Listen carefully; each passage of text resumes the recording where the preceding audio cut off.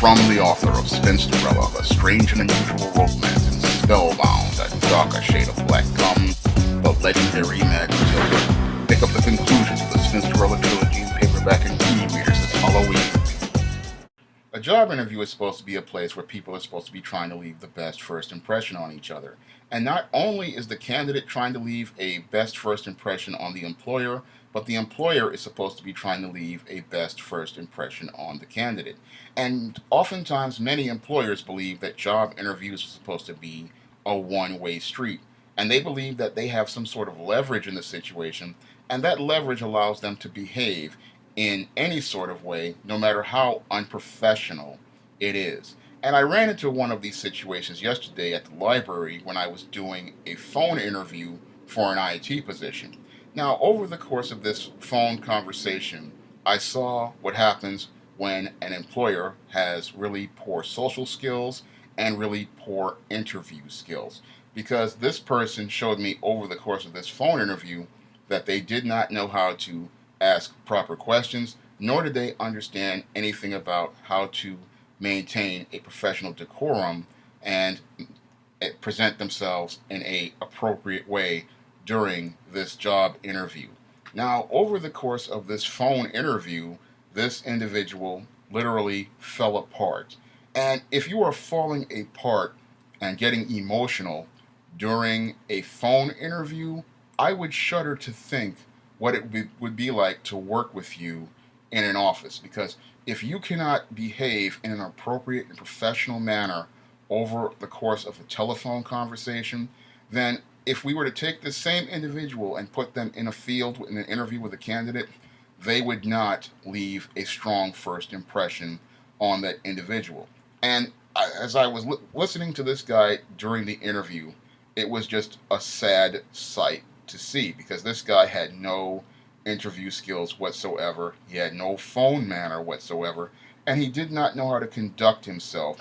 over the course of a conversation on a telephone. I'm sitting there, and we're talking about this position, and we're going over the logistics of the position because the position was in Brooklyn, and I had no problem with commuting to Brooklyn.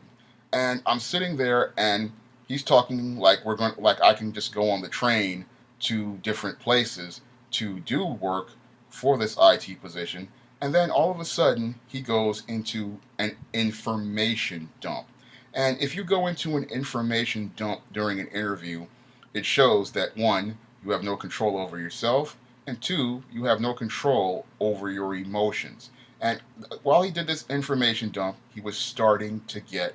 emotional. And I'm sitting there saying to myself, this the situation is deteriorating, and I had to try to remain calm and in control because as a guy who has his own publishing brand and has years of customer service experience, I understand that when you're in a customer service situation, you cannot get emotional, you cannot take it personal, and you have to remain calm because I have years of experience doing customer service in places like City College Science Library and for when I did presentations at the Strive East Harlem Employment Service. So I understand the importance of remaining calm when people are emotional. And what's really sad about this situation is this is supposed to be someone who's supposed to have an A plus certification. And if you have an A plus certification, you know on that exam, one portion of that exam is customer service. And you not only perform customer service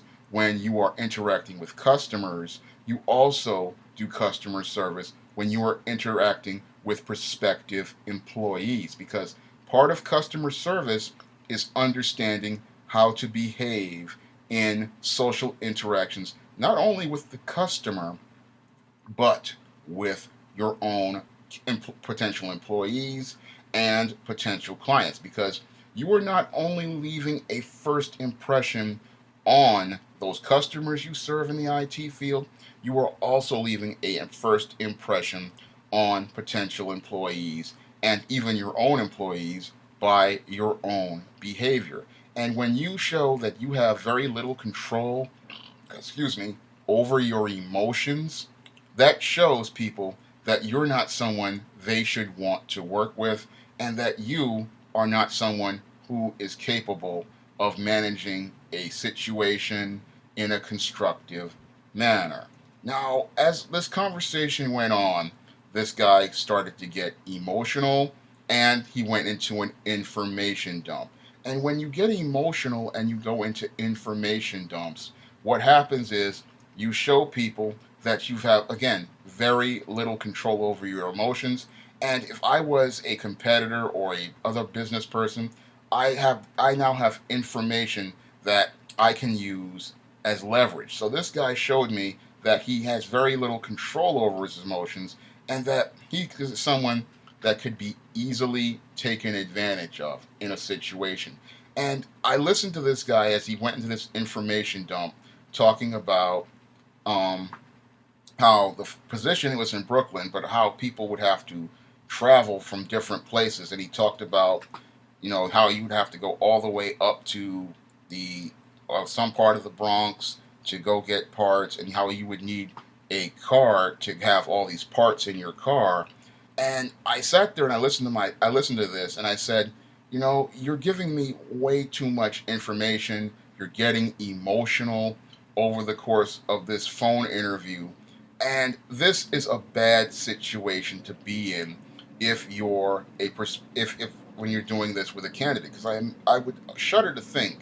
if this individual were in a communication with a client, if he were to go into an information dump like that, that would give that business person leverage in that situation, and they would use that leverage in the situation to make a better deal for themselves, because this guy got too emotional and he had no control over his emotions. This is why I understand what David Carroll was talking about regarding navigating your emotions, because navigating your emotions means you do not allow your emotions to cause you to act in a way that is detrimental to yourself. And as I listened to this guy, it was clear to me that he had no idea how to navigate his emotions, because as the phone interview progressed, he continued to get more and more emotional. And when you are emotional during a job interview and you're a manager, that leaves a horrible first impression on a candidate, because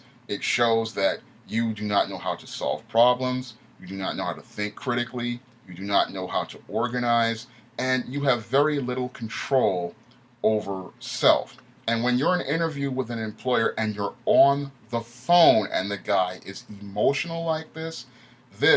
it leaves a very horrible first impression on a potential candidate. Because, again, when you cannot navigate your emotions during the phone interview, I shudder how to see how you would behave in a face to face interview. Because if we are in a face to face interview and you have no control over yourself and your emotions, you are showing this prospective candidate that, one, you have no leadership skills, two, you have poor communication skills, three, you have no organizational skills, because when for you to go into an information dump shows that you are not organized during this interview, nor are you prepared to communicate and convey information in an effective manner, and you are showing people that you cannot lead because you have no control over yourself. Because when you are in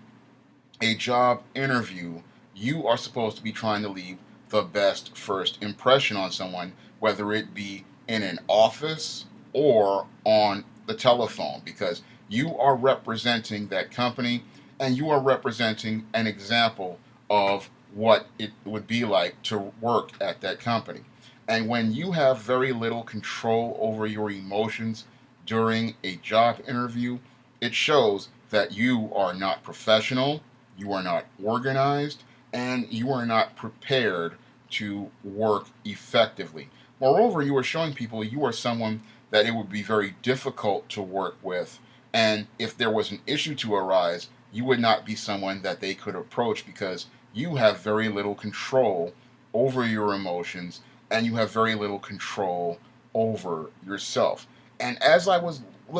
interviewing this guy over the phone, listening to him talk, he didn't see how he was leaving a negative first impression on me. He thought he had all the leverage in the situation because he was the one who had the job, but he didn't see that interviews are a two-way street. And just as you are interviewing the individual, they are looking at you and seeing if you are a good fit for your organization. And as I was looking at this, listening to this individual over the phone,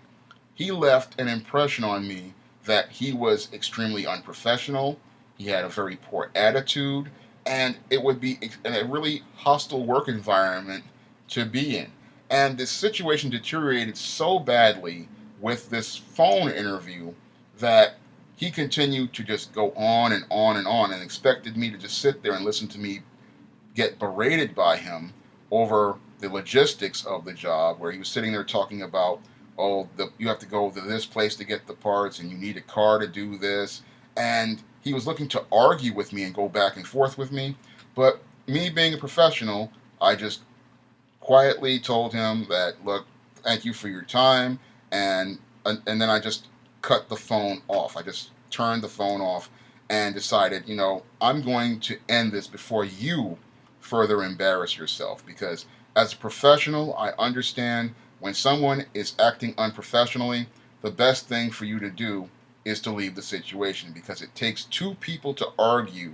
and one person to leave. And unfortunately, I had to leave that phone interview because the situation had deteriorated to an incredibly bad situation where this guy was emotional, he was getting into histrionics, and I had to put a period at the end of things. And while I desperately need a job, I look at this job and I say to myself, it's sad that this person is employed and they're behaving like this, because this person is leaving a terrible first impression of people on his company, because the way he is behaving at this company is going to lead to alienated clients and alienated customers, because if you cannot maintain control over your emotions during a simple job interview, then again, I shudder to believe how you would act when you interacted with clients. Again, part of the CompTIA A+ certification exam